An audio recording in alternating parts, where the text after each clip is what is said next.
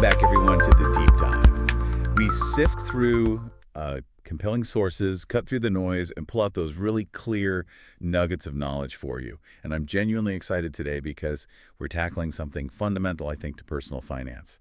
How much of where we end up is, us, and how much is just chance. Exactly.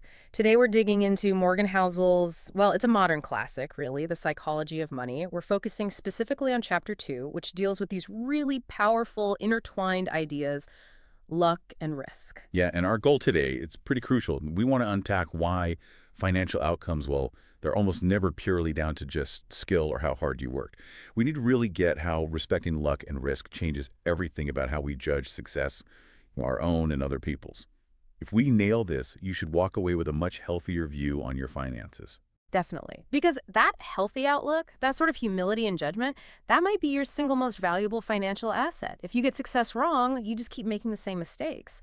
If you get failure wrong, you get paralyzed by risk that honestly might have just been unavoidable. Okay, so let's unpack this then. We're looking for that really thin line, often invisible, right, between what history calls inspiringly bold and what could have easily been just foolishly reckless. Well, the author starts by making it clear you can't really separate them. Luck and risk, he calls them, siblings. They basically represent the reality that every outcome, career, business, investing, it's guided by forces beyond just your individual effort. I find that really powerful. It kind of takes away that temptation to think we're in total control. We know we're smart, we work hard, sure, but we're not, operating in a bubble. So if we accept that, what does the book say is the biggest hurdle to having that total control? Scale, really. The source stresses the world is just too complex, too many moving parts. You've got, 7 billion people making choices? Plus infinite other things, tech shifts, politics, climate. It's just impossible for 100% of your actions to drive 100% of your outcome. Right, and that leads straight to the core idea. Yeah. You can't logically believe in luck helping someone without equally respecting that risk can hurt someone else. They're mirror images. Exactly. If you accept luck might give someone a boost, you have to accept that the same random force could trip up someone just as skilled.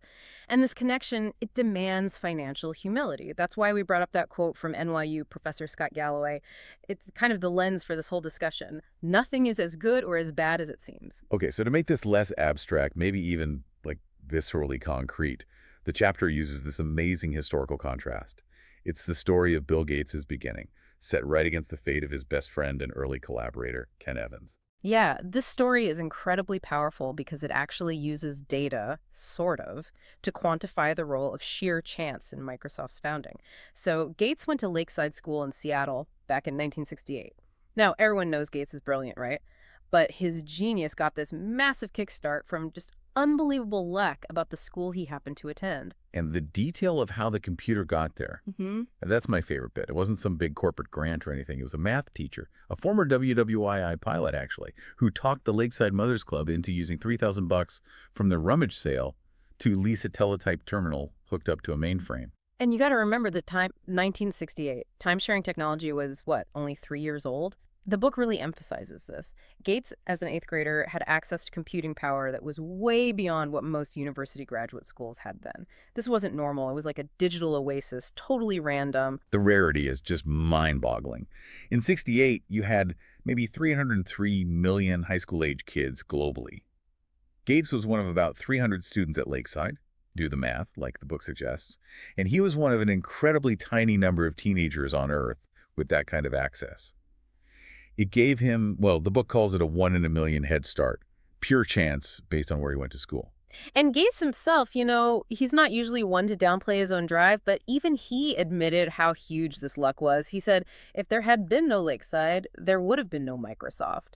It just proves that even massive talent needs the right random sparks to really ignite. But that's only half the equation, isn't it? Yeah. The book immediately brings in Kent Evans. He was the third kid in that early computer group. Right. Kent Evans. He was Gates's best friend.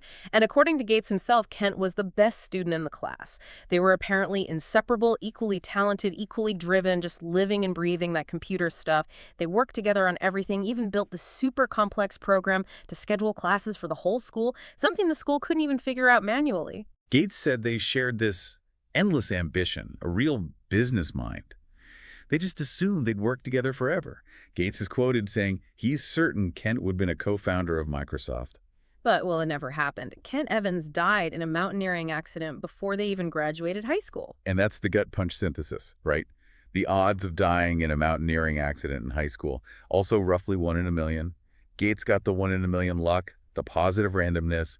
Evans got the 1 in a million risk, the tragic, random downside. Exactly the same force, same magnitude, just pointing in opposite directions. Equal skill, equal drive, but totally different outcomes because of that chaotic coin flip of the world outside.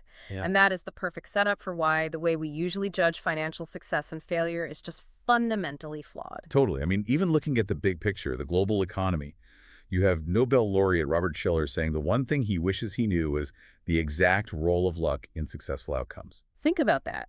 If one of the world's top economists, studying this stuff his whole life, can't pin down luck's role, what chance do the rest of us have looking at our neighbor's new car or, our own investment account? It boils down to these psychological walls we put up, right? We kind of reject randomness. Why do we tend to ignore luck when we talk success, even though we know it's there? Well, a couple of reasons. When you judge someone else's success, calling it luck, it makes you sound bitter or jealous, maybe just mean. Nobody wants to be that person, right? Diminishing someone's hard work. And maybe even more critically, when we look at our own success saying, oh, that was just luck, it can feel really demoralizing. We want to believe our effort was the key thing, the decider. And that plays right into what the book calls the failure paradox. We're super quick to blame others' failures on bad choices, maybe laziness. But when we mess up, that stock we bought tanks, that business idea fizzles. We immediately jump to, oh, that was just the dark side of risk rearing its ugly head. Oh, I'm definitely guilty of this one. Every time an investment goes south, my first thought is, the market's just brutal, not, maybe I shouldn't have bought that after 10 minutes of research on a whim. It's comforting, sure, but it's terrible for actually learning anything. And that comfort is exactly the danger, isn't it? Because it's so hard to untangle bad luck from a genuinely bad decision. We try to learn by looking at the extremes. We say, okay, do what that billionaire CEO did, or avoid what that failed startup did. But the book warns this is really risky, because that super rich person on the magazine cover, they might actually be celebrated for what were, frankly, incredibly reckless moves that just happened to pay off. This is where the book starts blurring that line between bold and reckless, using some historical heavyweights. Cornelius Vanderbilt, for example, hugely successful building his railroad empire back in the 19th century. But how he did it? Notoriously skirting the law, engaging in pretty cutthroat corporate battles. There's that amazing quote when his advisor warned him his deals were illegal. Vanderbilt just says, my God, John, you don't suppose you can run a railroad in accordance with the statutes of the state of New York, do you? And we read that today, and because he won, we think, wow, sage wisdom, a visionary who saw past petty rules. But the source really pushes back on that. It's so easy to imagine a slightly different history where he's just seen as an outlaw, his company crushed by legal challenges. Success literally rewrote his definition from potentially criminal to bold visionary. It's the same thing with John D. Rockefeller, right? His tactics, often bending or breaking laws, get spun today as cunning business smarts. But at the time, a judge literally called his company no better than a common thief. Again, success gets to write the history. And it's not just history. This ambiguity hits modern investing icons too. Benjamin Graham, the father of value investing, Mr. Cautious himself. Turns out a huge chunk of his personal success came from one massive holding in Geico stock. He held on to it way longer than he should have, breaking pretty much every diversification rule he wrote. And even Graham couldn't really parse it out. He admitted, asking, one lucky break or one supremely shrewd decision, can we tell them apart? That quote just nails it, doesn't it? And look at the tech world. Mark Zuckerberg turns down $1 billion from Yahoo in 2006, hailed as a genius move in hindsight. But then Yahoo turns down Microsoft's buyout offer later, and they get crucified for it. Both rejected huge sums. So what's the actual lesson there? The source basically says, well, the lesson is murky precisely because luck and risk play such massive roles.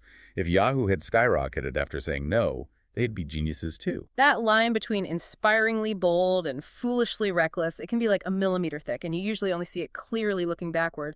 Risk and luck are doppelgangers, basically. We have to learn to deal with that.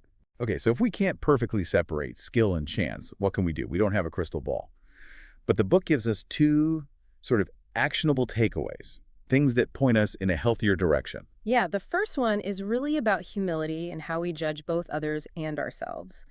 We just need to be fundamentally careful about who we praise and admire and who we look down on. This ties back to that powerful idea from the letter the author wrote his son, reminding him, not all success comes from hard work, and not all poverty comes from laziness. And applying that same grace to ourselves is just as important. And the second takeaway, this one feels maybe the most practical. Focus less on specific, extreme examples, the outliers, and more on broad, common, repeatable patterns. Exactly. Studying the billionaires, the epic flameouts, those one-in-a-million stories, it's actually dangerous because the more extreme the outcome, the less likely it is to apply to your life. Those extremes are probably heavily influenced by that same kind of extreme luck or risk that we saw with Gates and Evans. You can't reliably copy randomness. Right. So trying to mimic Warren Buffett's exact stock picks, probably futile, because luck's role in that kind of decades-long extreme success is almost certainly huge.